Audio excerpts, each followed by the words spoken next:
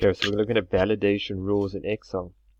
So the instruction will say probably something like this: restrict the data entry in C4, which is this value here, or this cell here, to be values between 1 and 10. Decimal values and inclusives of 1 and 10. Display an appropriate message if this is not met.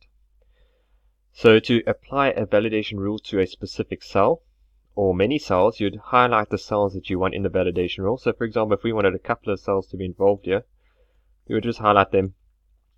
Or in this case, we're just going to stick to the single cell, C4.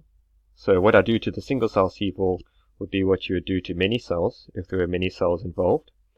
But what you do is you click on the cell that you want validation rules to be applied to. You would then click on data at the top, data validation, data validation.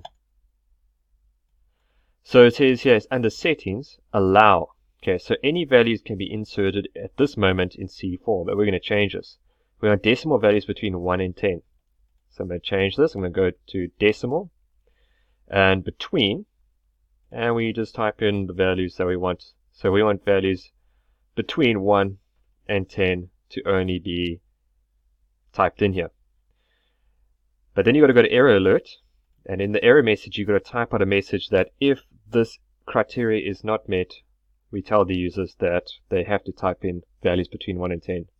Let's say, please enter values between 1 and 10. And then we just say OK. So then we can test it out. So if I click over here and I type in 5, this should be accepted. It's between 1 and 10. So you hit enter and it accepts it.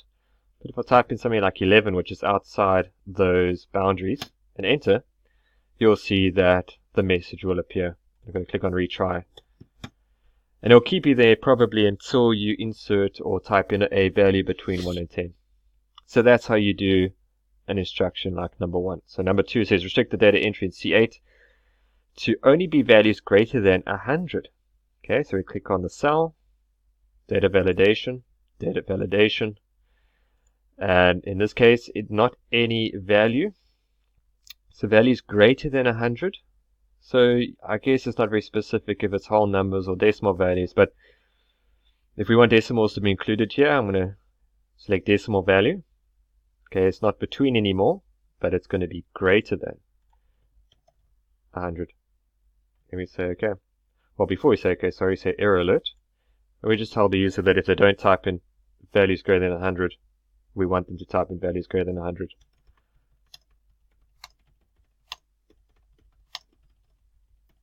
And we just say OK. So for example, if I type in 60 and hit enter, it's going to give me an error message. But if I type in something like 200, it will be accepted. So the last one, values in C8, sorry, not C8, but C12, to be A, B, or C. Okay, so data validation, and this time it's text. So what we're going to do here is select list, and we'll say A, comma B, comma C. So these are the 3 options, and we separate them by commas. I hope so. So when you say OK, we're going to see if this is acceptable. If they don't type in A, B, or C, you're going to say, please enter A, B, or C. And we say OK. So if I type in, for example, R and hit enter, it will give me an error message. But if I type in C, for example, it gets accepted. So this is an example of data validation or validation rules in Excel.